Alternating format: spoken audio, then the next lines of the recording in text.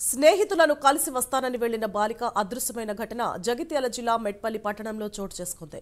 పట్టణంలోని wisdom private స్కూల్లో బాలిక 10వ తరగతి చదువుతూ అదే పాఠశాలకు చెందిన వసతి గృహంలో ఉంటుంది. గురువారం మధ్యాహ్నం భోజన సమయంలో స్నేహితులను కలిసి వస్తానని వెళ్లి తిరిగి రాలేదని హాస్టల్ వార్డెన్ విద్యార్థిని కుటుంబ సభ్యులకు తెలుపగా వారు స్థానిక పోలీస్ స్టేషన్లో ఫిర్యాదు చేశారు. మెట్పల్లి పోలీసులు కేసు నమోదు చేసి బాలిక ఆచూకీ కోసం గాలింపు చర్యలు చేపట్టారు.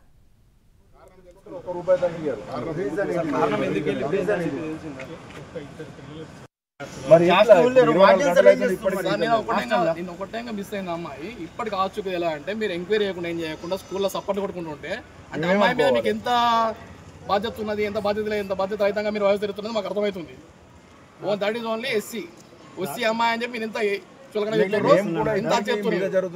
అదే రెడ్ అమ్మాయి ఒక రావు అమ్మాయి